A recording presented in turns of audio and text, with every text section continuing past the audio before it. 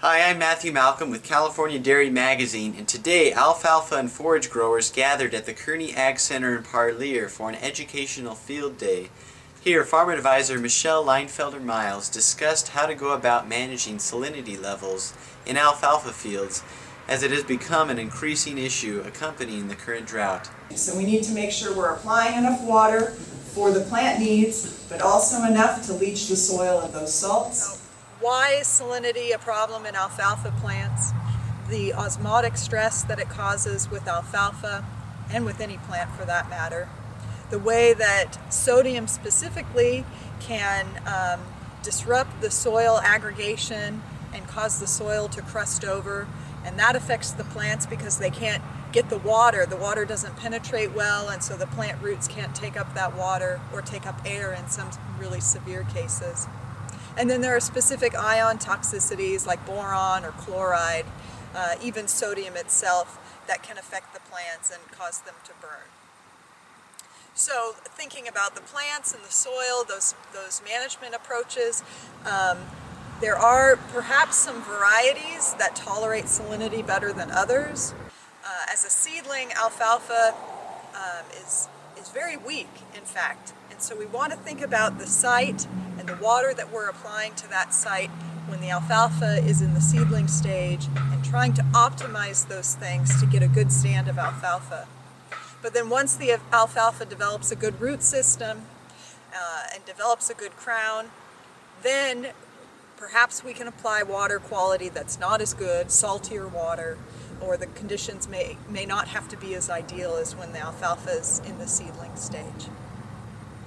Work that I've done in the Delta, we've been able to find that irrigation patterns or irrigation uniformity or lack thereof can also affect the salinity profile.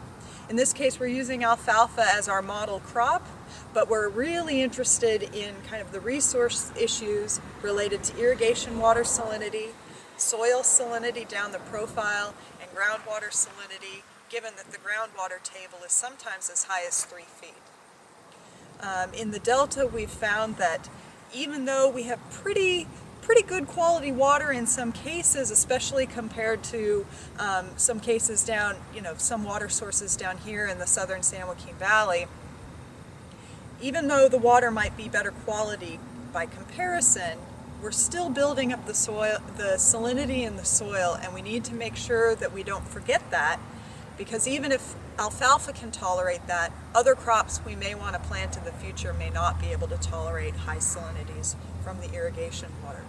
Again, we're not able to leach those salts from the irrigation water because of either the soil texture doesn't allow water to leach well and penetrate well, or the high groundwater table prevents that leaching, or at least severely cuts it back. In terms of irrigation, we want to make sure the uniformity is good down the border check in an alfalfa field.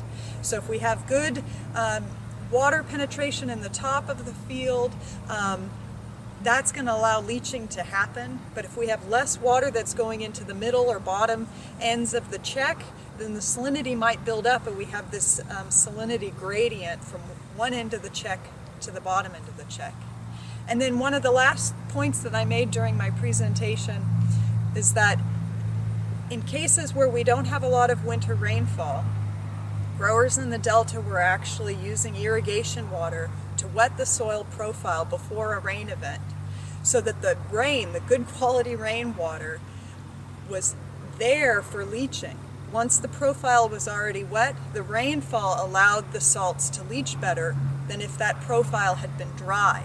The rainfall in the case of a dry profile would have only wetted the profile. It wouldn't have contributed much to leaching. Thanks, Michelle. Growing healthy alfalfa is important to providing quality feed for our dairy cows.